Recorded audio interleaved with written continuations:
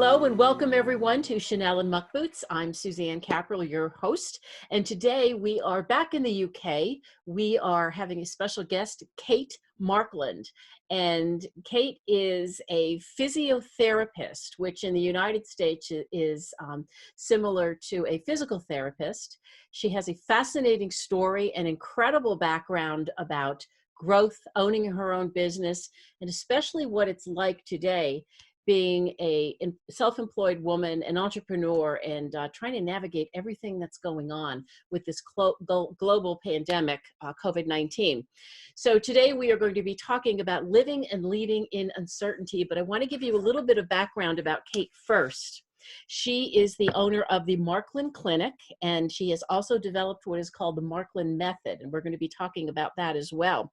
Kate studied at UCL London, King's College London, and the University of Otago, New Zealand. Kate, welcome so much to Chanel and Muck Boots. Oh, thank you very much for having me. I'm very glad to be here. So let's start first with the important question, how are you doing and what are the circumstances regarding the pandemic COVID-19 in your area in the UK? Okay, so I live really quite rurally. The county I live in, Gloucestershire, has been more severely hit, but I live very rural in a village, so the village itself is low population density and to my knowledge has not been particularly severely hit at all, and we can easily walk to the fields without barely seeing anybody. So I feel very, very privileged that I can get that access to fresh air without having to worry too much about our personal safety. Things have stabilised in the UK. I just checked in before we called on the 5 o'clock briefing that happens every day, and things have stabilised, but the deaths are still high. And we have a furlough scheme, a system for supporting employees and businesses, and that's been announced by the Chancellor. It's going to be extended until June, which suggests we're getting to the summer holidays. It was going to be 3 months or so that we'll have experienced this if that carries on like that, which is longer than perhaps I was hoping for. But anyway, there we go. So how long have you been in this position of the, self-imposed, the isolation? Some are calling it a lockdown, some are calling it a quarantine. When were you hit in the UK as far as COVID-19 that actually affected your everyday life? So 20th of March was the day when the building my business is in was closed. So where are we now? 3-4 weeks now. So yeah, And then what type of arrangements did you need to make? Did you have notice that things were going to be shutting down? And if you had notice, how long? Yeah, so we had, there's a little bit of it, I can't quite remember the details, but about 10 days, 2 weeks beforehand, I certainly started shifting everything online. As a team, we were talking about it. One of the very first things we did, I remember we normally have a team meeting on a Tuesday, and we had a team meeting on the Monday that week, and then every single day for the preceding week, 2 weeks. And the very, very first thing we did was a SWOT. So and we have students on placement. We even gave the students, everybody took a blank sheet of paper and we did a SWOT, and then brought it all together. And it was really interesting to do that because you saw what everybody had different perspectives and had something else to contribute, including the students. So we really understood what we had, what our strengths and opportunities were, and then also what the threats and the weaknesses were within the business. So we started to shift things online, and then when the building, and every day we were making sure that everybody went home with a laptop or whatever it was they needed to be able to work from home. So all our software has always been cloud-based, so there was quite a few things that made that very, very possible. But then when the government brought in the various schemes and I'm very, very aware that we are very privileged in the UK in terms of what the government is providing us with. When we were aware of what the schemes were, it started to become very difficult to make sense to be launching a brand new service at a time of such uncertainty when we weren't having the opportunity to test it and know that everybody's salaries could be covered and all our overheads could be covered by that. So we did take the opportunity to accept the government schemes that were available for small businesses. So what is the primary business in your area, in the town where you live, Is you said it was rural, so is it agriculture? there will be an amount of agriculture, but there is also a huge financial services business in our town. So I suspect that's probably the largest employer. I'm guessing. Largest employer. I've And never then checked that. are they shut down? I mean, what's the Yeah, story with the bank? everybody's working from home. Yeah. Everybody is working from home. Yeah, And it's really quiet. It's really, really quiet. it's Really. it's going to be interesting in a way because it's so quiet. You know, you're used to the hustle and the bustle, and sometimes you don't even hear that because you're so used to it. And then when it's quiet, it's like, oh my gosh, something's weird. I don't hear cars. I don't hear buses, horns. Very noticeable. The birds. That's what I've really noticed, how much you can hear the birds. Really. Birds. Yeah, And then first thing I hear in the morning is the birds. it's good to hear the birds. It's a good thing, I think. Now, your Absolutely. business, tell us briefly about your business, the Markland Clinic, and then what you do, and then kind of step back a little bit and tell us a little bit more about how you're now coping with the business now that you are all working remotely. And really, it's not hands-on. I mean, you have a hands-on business. You can't be hands-on literally right now. No, we're not at all. So it's a physiotherapy clinic. We're based in a busy leisure centre. So it's we have a very proactive population. The age range is between about 10 and about 90. The majority of our clients are in the age range of 50 to 70. But we do have a very, very proactive population. And I think that's because we're based in a leisure centre. And yeah, so we deal with musculoskeletal problems, which are back pain, neck pain, knees, sports injuries, but sometimes the sport has been sitting at the desk all day. So we look after clients with aches and pains, and we're always very, very aware that as well as physical pain, it's very socially acceptable to come to see a physiotherapist, even if there's more emotional or mental health concerns underlying. It's very easy to walk out of the office at lunchtime and say, I'm going to the physio clinic, rather than saying perhaps you're going somewhere else. So we're very aware that we look after a lot more than just the physical health of our clients. That's And interesting. Okay, yeah. so you touched on something interesting. So there is an emotional, there can be an emotional or mental aspect that's actually contributing to the physical symptoms that someone might be feeling. And I think this is something that I'm very, very conscious that we need to be even more aware of, and probably upskill ourselves further on the other side of all of this, because of the levels of stress and anxiety right now, and that are probably going to carry on for some months. So I think I'm very conscious as a clinic that we prepare for that. And then we talked before a few days back when we were getting to know each other before today's interview, and we both shared that we are grieving, and in one way or another, most of us throughout the globe, we're grieving a loss, and even if it's a loss that was not necessarily a healthy loss, but there's a change. So what we knew, that normal, whatever it is gone. And even in some instances, if that is something positive months down the line, right now there's a hole. So there's a difference. What are your thoughts on that?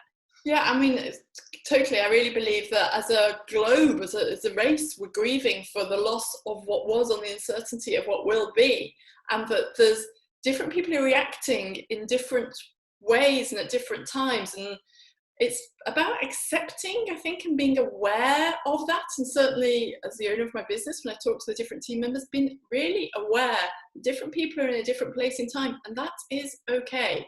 And also being very aware of my own emotions and my own feelings. I really felt a grief for the loss of what I felt was my independence. I was like, hang on, my freedoms have really been taken away here. Hang on a minute, how is this possible? And so I think it's just about being aware and recognizing that, and as starting just to open up more and more conversation about that, so that we can all get through it and recognize it as smoothly as is going to be possible, rather than living in denial that anything is going on with us all emotionally. You know, it's interesting you said that. There is something that has been, it was an article that has been sourced in various areas, but it has been circulating on social media, and it is called Beware of the Gaslighting that's going to come after this. And the whole premise of this article is to remember what we're feeling right now. The good, the bad, the anxiety, the fear, the wanting to be with our loved ones, the concern for the environment. the concern for finances, we can't forget this is going on, because if we forget, we're going to repeat. And if we repeat, who knows where we'll be in 2, 3, 5 years down the line. So, you know, what are the opinions, and what's the feedback? What are your friends sharing with you? What are family members sharing with you? What are you reading in local media, in seeing in local media about the acceptance, or the non-acceptance? Because we have people here in the United States that think this is just a big media thing. This is not real. This virus is not real. More people die from the flu, more people die in accidents, etc. And they're kind of blowing it off. And I can see today is the first day we've had a grey day. We've had some very, very blue skies. And it's like, really? It's very hard to calibrate that this is really happening when the weather's beautiful and you hear the birds singing. And so I can understand why people are feeling like that. I'm part of various groups on WhatsApp of friends and family and other business owners. My immediate family seem to be, my mum certainly is skipping her way through this at 73. She's up to, I don't know, about 300 skips, and setting me challenges to whether I can juggle and skip and keep up with her. So my immediate family, there's some various jokes and positive things going around, but I'm also like, hang on, Mum, can we have a chat about the more serious stuff? And she's like, no, just take a day at a time, keep skipping. So she's not the place to go for the ethical conversations, but for spirit, motivation. There's certainly a group of friends where I'm conscious that we probably have very conflicting views and we don't want to lose our friendship. Right. So there's a sensitivity about what's brought up in that group. I've had lots of glasses of wine with other friends over 8 o'clock at night. What I have found very fascinating is when I've spoken to I used to row a lot, and most of the girls I used to row with are in London, and I felt when we've been catching up at our evening glass of wine that because I live not at all in a city, mm-hmm.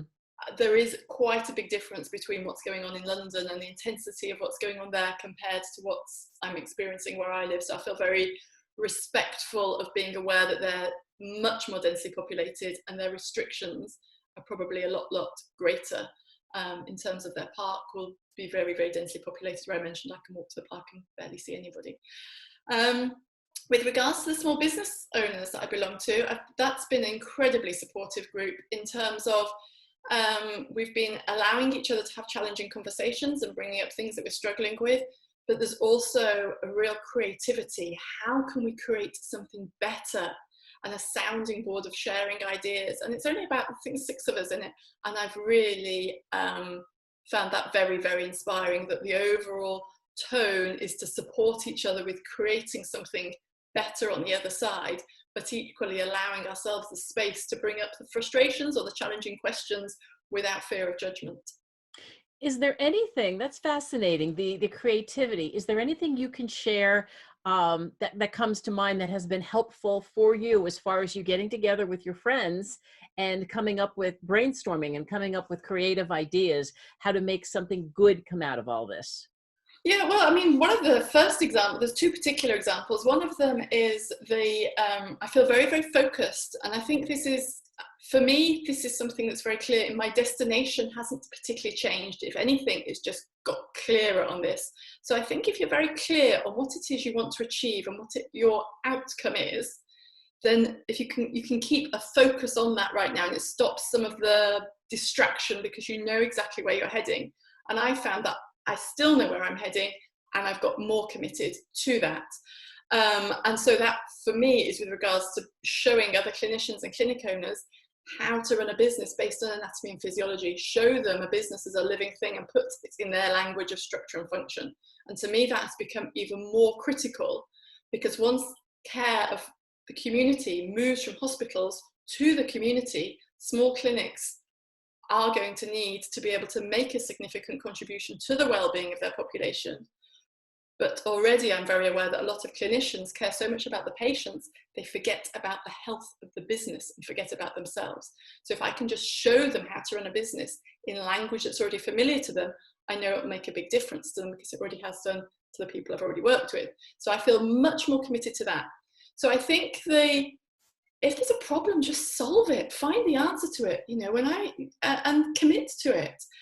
The other thing I found particularly useful is there's a friend in this group of small businesses that has a hair salon. So hairdressers by very nature are probably more creative than physiotherapists.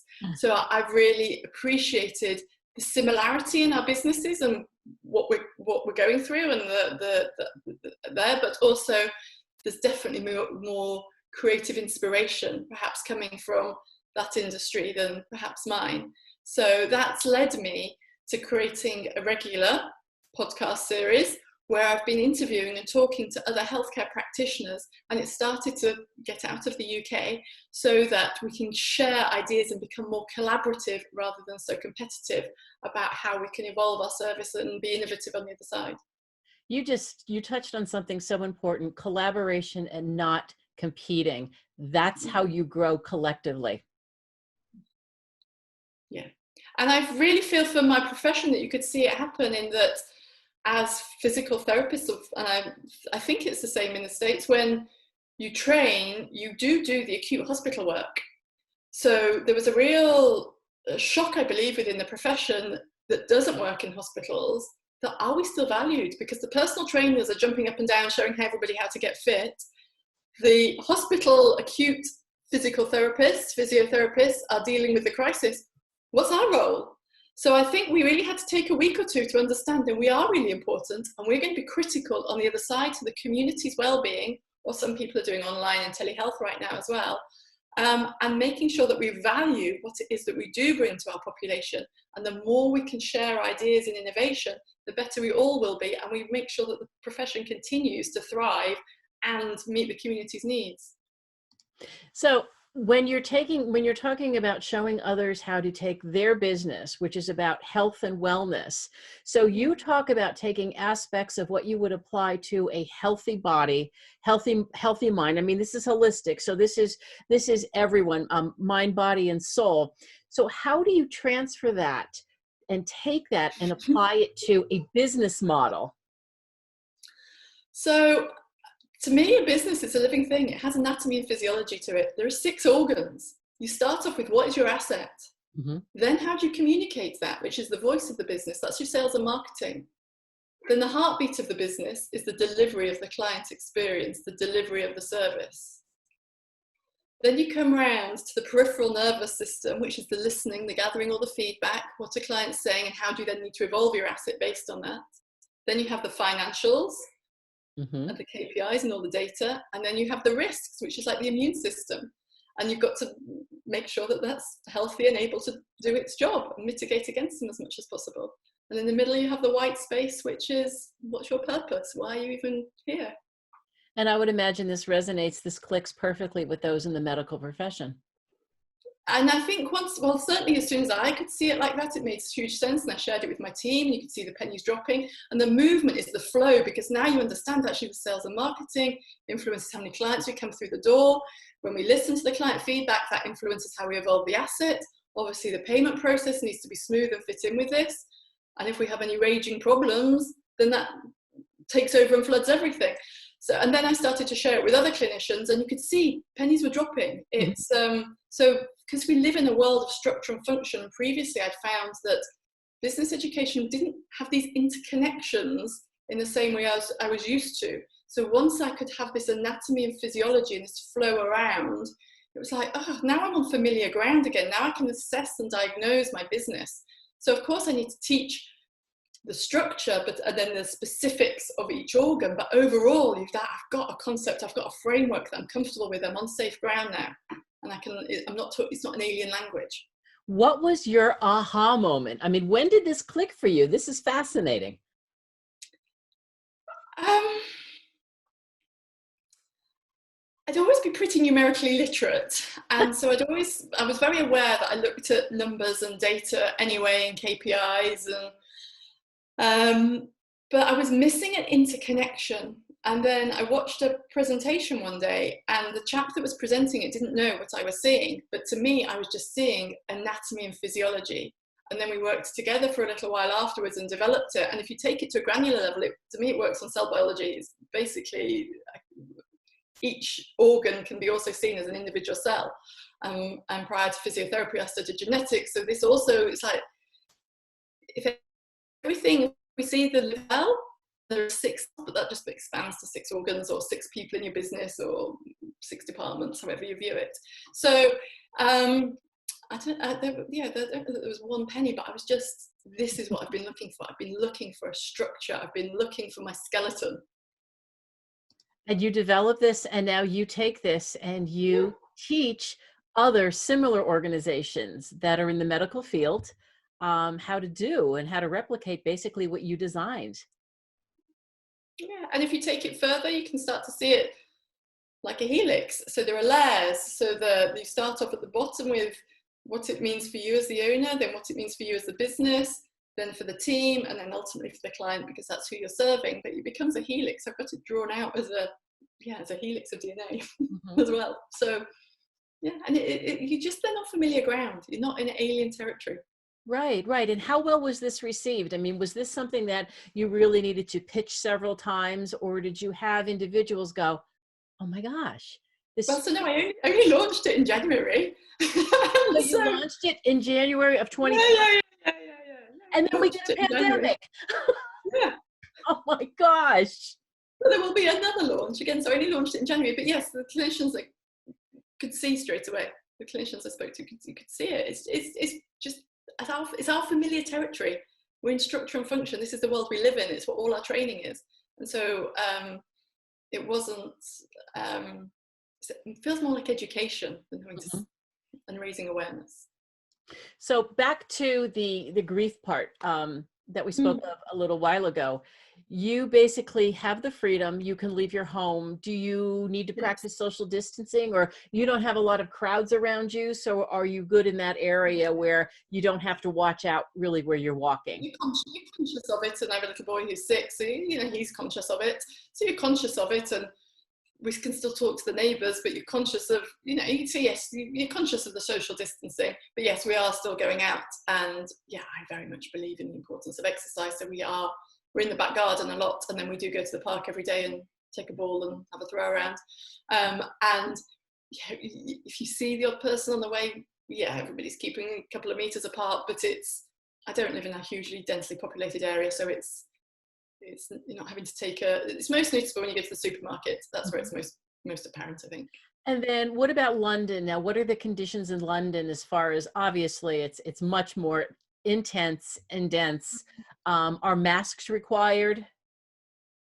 I don't know, they're not required, but I haven't obviously been to London during this, but certainly people here are wearing masks outside. So I'm sure in London people will be wearing masks a lot more. You hear mixed things about the parks, because obviously the parks are the only place, if you live in central London, that you can go to get some green space.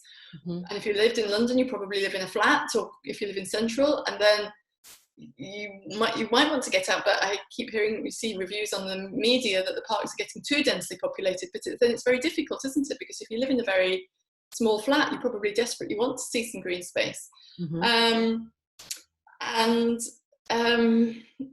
I think that's probably a really hard balance. If you've got kids at home, you're trying to work from home, you're in a much more restricted area. If you step outside, it's all more densely populated. I think that's probably very challenging.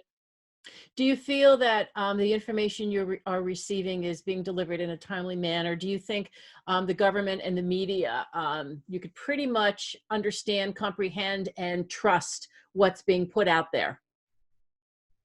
Okay, I'm making a choice to watch the news very, very little, because I think it's not necessarily particularly healthy for me to get stuck on it. But yeah, there's a 5 o'clock briefing every evening, which I know a lot of people watch, that comes from the government, not the Prime Minister at the moment. And I believe that people are trusting.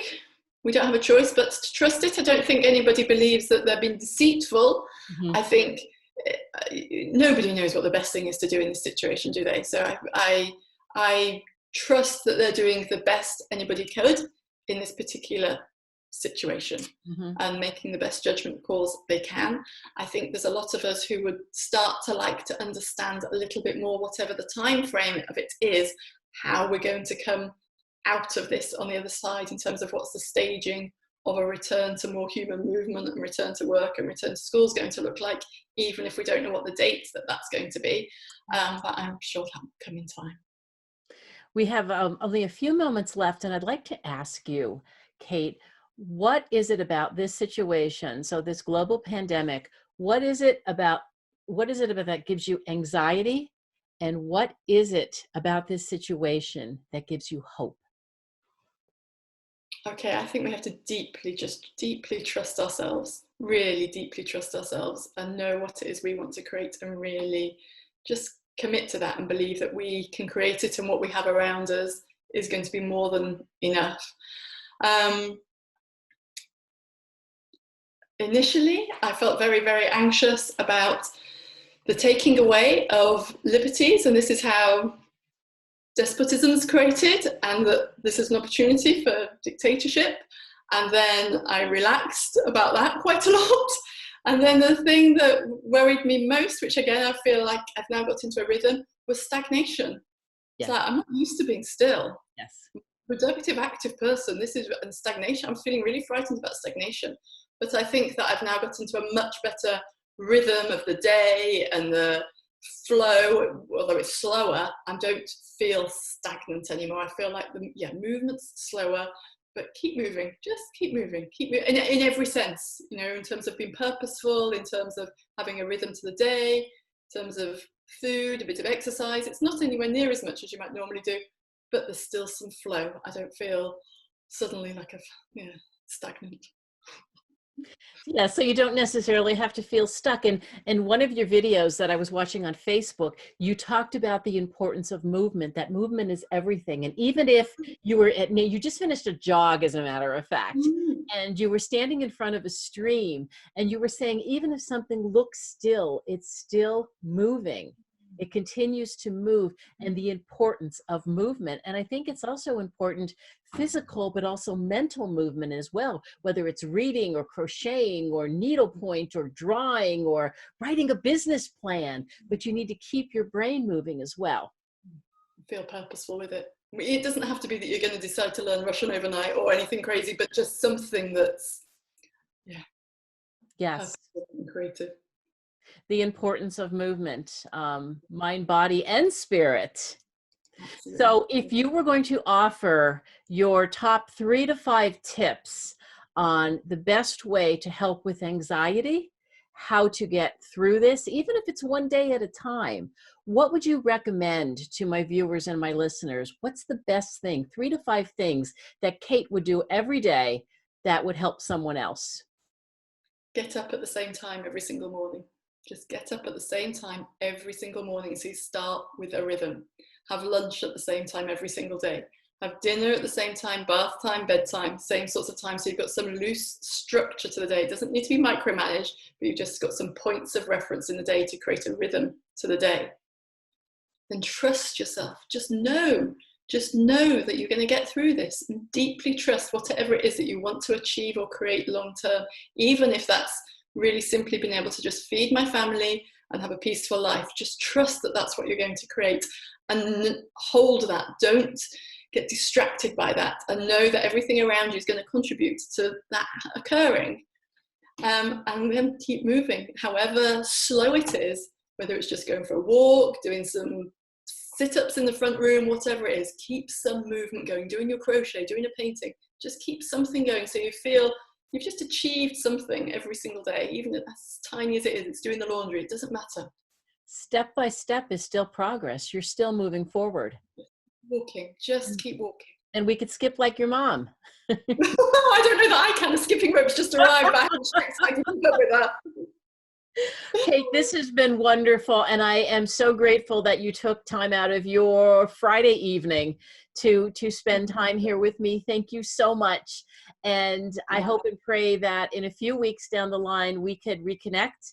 I'd love to learn more about your business and kind of get more into the nuts and bolts about what you do, and learn more about the people you serve. And in the meantime, stay well and stay healthy and safe, and have a terrific weekend. And thank you so much. Thank you very much for having me. Take care. Bye bye for now. We will be back. Thank you. Bye-bye.